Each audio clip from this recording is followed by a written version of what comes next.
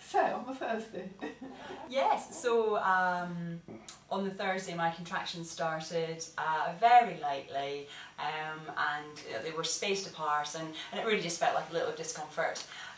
But by the late afternoon I felt that things were happening, so I gave Matt a call and he came home from work. By 10, 11 o'clock things were really starting to happen, and the surges or contractions were quite strong, and certainly by 3 AM I really felt like things were happening. Matt had called the hospital to explain how far the contractions were apart, and they said, yep, come in, that sounds like established labour. So we get in and I'm examined and I'm only 1 centimetre dilated. So they pack me off home and we feel a little bit despondent, but never mind, we'll come home and we'll continue progressing things.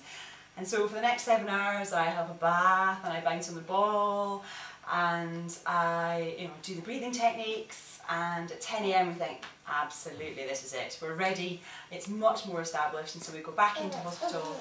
It's all very stressful, there's no parking, so Matt has to dump the car in a double yellow line and I go in, I'm examined again, and I'm 3 centimetres dilated.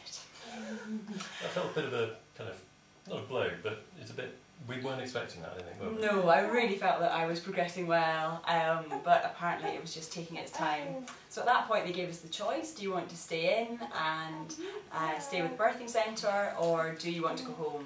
And given it being so stressful getting to the hospital, we decided we'll just stay, it feels like things are moving on. Yeah.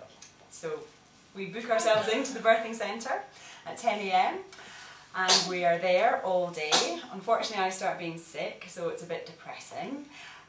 We have quite an inexperienced midwife who at one point straps me to a bed and has me monitored, but everything was fine. Overall I'm just feeling a bit low about the whole thing. It's taking its time. At 6 PM I'm examined again, no progress, I'm still 3 centimetres dilated. And during this time I'm just thinking it's never going to happen. Then about 9 o'clock, yeah, the consultants march in. So there's a consultant, his deputy, the midwife, the head of the unit and somebody else, all lined up in front of me. I'm still having the surges, and the interrogators about why I'm not progressing. So you was, because before that you said you were sort of fairly comfortable. You've got a lovely midwife, haven't you? Yes, so around 6 o'clock the shifts changed, and we had a lovely midwife at that point, and she was very supportive. I think she managed to keep the doctors away until about 9 o'clock, but eventually they kind of forced themselves in. But she was very supportive and nice, and after they left we had a chat with her, and we said, look, maybe we should just go home, this isn't really working, and she was absolutely in support of that, which was great. So we came back home, and by this point Matt hadn't slept for about 24 hours, so he had a rest and I had a bath. And then I listened to the CD that Catherine gave us in the course, which had a number of visualisations and affirmations, and just talked about birth in a very calm and steady way, not saying that you've got a clock in front of you that you're meant to be progressing to, but rather the baby will come when it's ready. And I listened to that a couple of times actually, and I just managed to put all the day in the hospital behind me and think, okay, we're starting here. This is where the birth begins, and it's all going to be fine. I'm not behind, I'm not failing, as I felt in hospital, but actually he's just taking his time and he didn't want to come in hospital at that point. What I was amazed about was when I woke up on the Saturday morning and you were sitting down here saying, we just start again, pretend yesterday didn't happen, we just go again from here, and that's it, we'll just be positive. And it was incredible, because I was thinking, we're kind of a day and a half in now, and I was really expecting to find you tired and shattered and not coping, and you were just, no, really positive, right, we'll just go again, and it'll be fine.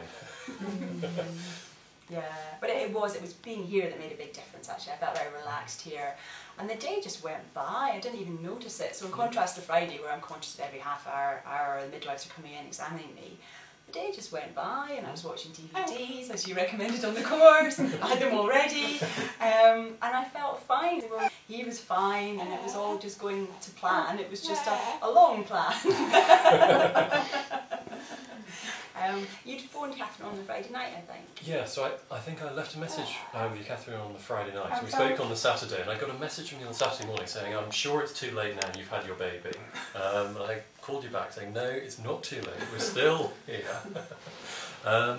And it was really actually helpful to talk to you, because I think we had kind of questions in our mind about just how long you keep doing this for, because I think we were just, our assumption had been, you know, you go to hospital, you have a baby and things just happen, and you know, by this point, you know, Susan having contractions for almost 48 hours, and we were just really thinking, how long can we do this for? You know, what's the point at which she gets exhausted? Do we just kind of go to hospital and say, can't do this?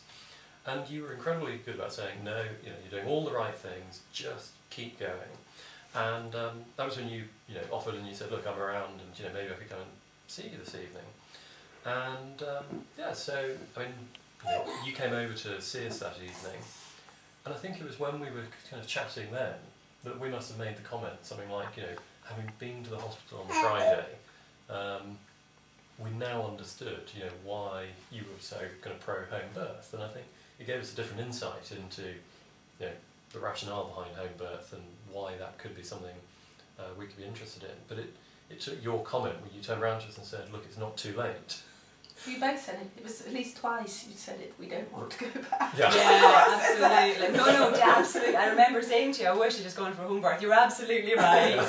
How annoying. Here I am, 2 days into labour. Obviously, it's too late. And then I think it was a little while later you said, I think you could still do it. And we were both taken aback a bit because it's now 9 PM on a Saturday night.